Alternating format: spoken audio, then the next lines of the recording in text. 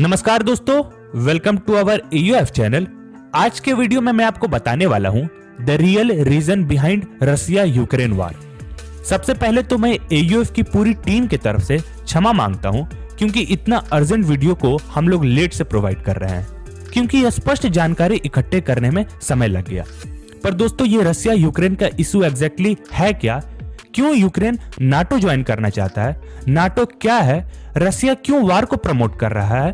भला कोई देश कोई भी संस्था ज्वाइन करे, रसिया को इससे क्या फर्क पड़ता है? तो चलिए दोस्तों, आखिर जानते हैं एग्जैक्टली इशू क्या हो रहा है। एंड तक बने रहें, तभी आपको ये वीडियो समझ आएगा क्योंकि इसमें हर एक कंसेप्ट एक दूसरे से रिलेटेबल है। आपको जो भी सवाल मन में है रसिया यूक्रेन वार रिलेटेड, ये वीडियो देखने के बाद मैं आपको गारंटी देता हूँ आपको स्पष्ट क्लियर हो जाएगा कि एग्जैक्टली कौन सही है और कौन गलत। हालांकि मैं ये नहीं कहता हूँ कि वार करना सही है क्योंकि वार से नॉर्मल सिटीजन को काफी तकलीफ होती है, बट यदि पॉलिटिकल इशू है और वार हो रहा है तो कहीं ना कहीं बात बहुत कॉम्प्लिकेटेड है। तो चलिए जानने की कोशिश करते हैं। Let's start. इसे समझने के लिए आपको इतिहास में 100 साल पीछे जाना होगा। वर्ष 1917 से पहले तक रसिया और यूक्रेन रशियन एम्पायर यानी रूसी साम्राज्य का हिस्सा हुआ करते थे। लेकिन 1917 में पॉलिटिकल, सोशल और इकोनॉमिक इंस्टेबिलिटी के कारण और वर्ल्ड वॉर 1 के कारण रसिया की इकोनॉमिक कंडीशन बिगड़ने लगी और फाइनली यही बिगड़ी हुई कंडीशन रशियन रिवॉल्यूशन क्रिएट कर दी, जिसे हम हिंदी में रूसी क्रांति के नाम से भी जानते हैं। रूस की क्रांति के बाद ये साम्राज्य बिखर गया और यूक्रेन ने खुद को एक स्वतंत्र देश घोषित कर दिया। हालांकि यूक्रेन मुश्किल से 3 साल भी आजाद नहीं रहा और दबाव के कारण वर्ष 1920 में ये सोवियत संघ यूएसएसआर में शामिल हो गया और इस प्रकार यूएसएसआर में बहुत सारे देश शामिल हो गए, जिसमें से एक था यूक्रेन। दरअसल बात यह है कि वर्ल्ड वॉर 2 के बाद संघर्ष, जिसमें 1939 से लेकर 1945 के वर्षों के दौरान दुनिया के लगभग हर हिस्से को शामिल किया गया था। प्रमुख जुझारू ताकतें जर्मनी, इटली और जापान, और वहीं दूसरी तरफ राष्ट्रीय फ्रांस, ग्रेट ब्रिटेन, संयुक्त राज्य अमेरिका दैट इज यूएसए और सोवियत संघ यूएसएसआर और कुछ हद तक चीन थे। वर्ल्ड वॉर 2 में सहयोगी होने से बहुत पहले दोनों पक्ष दुश्मन थे, यानी यूएसएसआर और यूएसए में दुश्मनी थी। रूस के साम्यवादी कम्युनिस्ट विचार होने के कारण और अमेरिका के पूंजीवादी कैपिटलिस्ट विचार होने के कारण 1917 से उन दोनों का संबंध खराब चल रहा था। पर दोनों साथ में वर्ल्ड वॉर 2 की लड़ाई लड़े, पर प्रॉब्लम यहां आ गई कि अमेरिका ने हिरोशिमा और नागासाकी पर न्यूक्लियर वेपन का यूज करके अचानक से युद्ध को अंत कर दिया और इसी बात से यूएसएसआर को ईगो का प्रॉब्लम हो गया क्योंकि वैसे ही 1917 से उनका संबंध खराब चल रहा था। बट कभी कभी ऐसा होता है कि हम कुछ लोगों के ग्रुप में रहते हैं, परंतु उसी ग्रुप में कोई ऐसा बंदा होता है जिसे हम पर्सनली पसंद नहीं करते हैं। ठीक इसी प्रकार यूएसएसआर और यूएसए के बीच हुआ। 1917 से संबंध खराब तो था ही, बट वर्ल्ड वॉर 2 तक दोनों ना चाहते हुए भी साथ मिलकर युद्ध लड़े और अमेरिका को परमाणु बम के इस्तेमाल के बाद रसिया को यह लगने लगा कि अमेरिका हम सबसे अलग विचारधारा का देश है, क्योंकि अमेरिका साथ रहकर भी बिना बताए वर्ल्ड वॉर 2 का अंत कर दिया परमाणु बम यूज करके। तो यहीं से दोनों की दुश्मनी कट्टर दुश्मनी में बदल गई। संबंध खराब होने का सिलसिला लगभग वर्ल्ड वॉर 2 के बाद जो 1945 में समाप्त हुई थी, 4 से 5 साल तक यूं ही चलता रहा और ईयर 1949 में आखिर वो दिन आया जब अमेरिका ने नाटो नाटो जैसा संस्था का गठन किया और ये कहा कि जो यूरोपियन देश कैपिटलिस्ट पूंजीवादी पे भरोसा रखते हैं वो नाटो संस्था को ज्वाइन कर सकता है और उनसे उनकी रक्षा की जिम्मेदारी नाटो के हाथ में होगी और इस प्रकार बड़े देश के संस्था के साथ जुड़ने से किसी भी छोटे देश के लिए हर तरह से फायदा होगा, आर्थिक स्थिति से, डिफेंस और वहां की अच्छी डेवलपमेंट होगी। तो इसी का ध्यान में रखते हुए रूस ने अपनी साम्यवादी सोच की संस्था का उद्घाटन किया जिसका नाम था WTO, वार्साव ट्रीटी ऑर्गेनाइजेशन।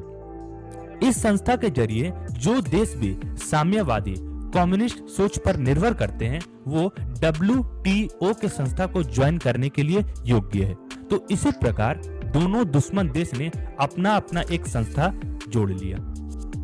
नाटो कुछ देश का एक इंटर गवर्नमेंट मिलिट्री संगठन है। इसका मकसद साझा सुरक्षा नीति पर काम करना है। जैसे मान लीजिए अगर किसी नाटो देश पर कोई देश हमला करता है तो पूरे नाटो के देश प्रभावित देश के साथ खड़े हो जाते हैं और उसकी मदद करते हैं। इसका पूरा नाम नॉर्थ एटलांटिक ट्रीटी ऑर्गेनाइजेशन है, जिसे फ्रेंच में OTAN ओटान कहते हैं, जो एक तरह से नाटो का उल्टा है। अभी नाटो देश यूक्रेन का समर्थन कर रहे हैं। ये तो आप समझ गए कि नाटो क्या है। अब आपको बताते हैं कि आखिर नाटो कैसे अस्तित्व में आया और उसके बाद ही समझ जाएंगे कि नाटो देश रूस के लिए खिलाफ क्यों खड़े रह रहे हैं। दरअसल जैसे मैंने पहले ही कहा, दूसरे विश्व युद्ध के बाद दुनिया दो खेमों में बट गई थी और उस वक्त दो सुपर पावर थे जिसमें अमेरिका और सोवियत संघ शामिल थे। उस वक्त सोवियत संघ के अलावा दूसरे खेमों ने अपनी अर्थव्यवस्था सुधारने के लिए प्रयास शुरू किया था और उसके साथ ही उन देशों ने सोवियत संघ और अन्य देशों से खुद को सुरक्षित करने के लिए ये संगठन बनाया था ताकि वे एक साथ होकर खुद की रक्षा कर सकें। वर्ष 1991 में डिक्टेटरशिप रूल होने के कारण जब सोवियत संघ का विघटन हुआ तब 15 नए देश बने थे, जिनमें यूक्रेन भी USSR से टूटकर नया देश बना था। जी हाँ, यूक्रेन USSR का हिस्सा पहले था और विघटन के कारण रसिया भी अस्तित्व में आया, यानी कि USSR से टूटकर यूक्रेन और रसिया अस्तित्व में आया। इसके साथ ही सबसे ज्यादा ज्योग्राफिकल एरिया रसिया को ही मिला और इसी प्रकार सोवियत संघ का टुकड़े कर छोटे छोटे देश और समूह में बन गए। यानी असल मायनों में यूक्रेन को वर्ष 1991 में आजादी मिली। यूक्रेन शुरुआती से इस बात को समझता है कि वो कभी भी अपने दम पर रसिया का मुकाबला नहीं कर सकता, क्योंकि रसिया हर चीज में, ज्योग्राफिकल एरिया में, army power, economic condition, national security, defence और मिलिट्री पावर में आगे है। इसलिए यूक्रेन को एक ऐसे सैन्य संगठन में शामिल होना आवश्यक है जो उसकी स्वतंत्रता को हर स्थिति में सुनिश्चित करे, क्योंकि पहले ही मैं बता चुका हूं, रशियन रिवॉल्यूशन के वक्त यूक्रेन आजाद तो हुआ था, बट उसके पास पॉलिटिकल पावर और आर्मी पावर, नेशनल सिक्योरिटी कम होने के कारण उसकी आजादी मात्र 3 साल तक ही सीमित रही और दोबारा वो सोवियत संघ का हिस्सा हो गया। नाटो से अच्छा विकल्प उसके लिए हो ही नहीं सकता।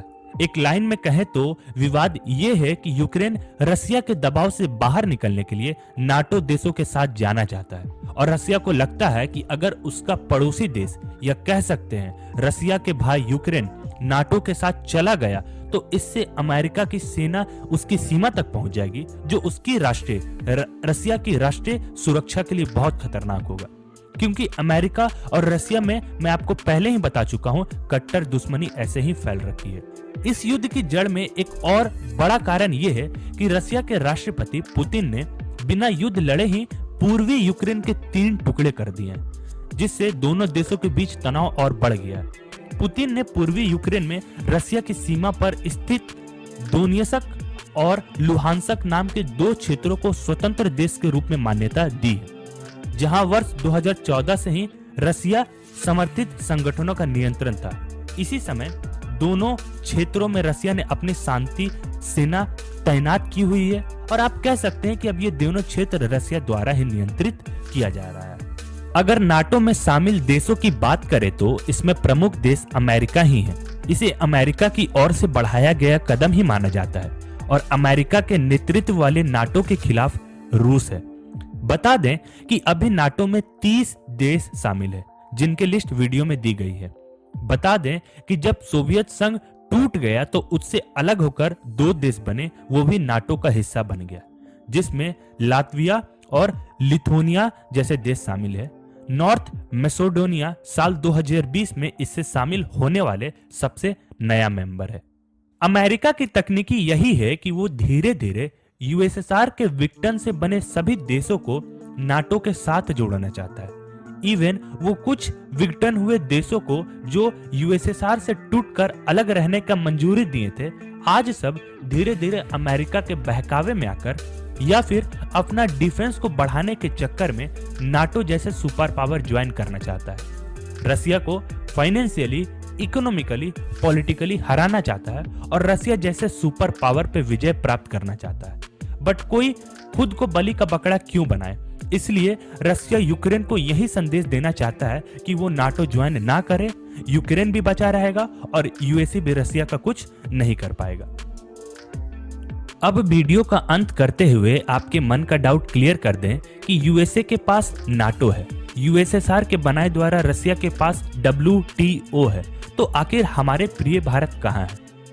तो बता दें, भारत किसी भी महाशक्ति के गुट का सदस्य नहीं बनना चाहता था।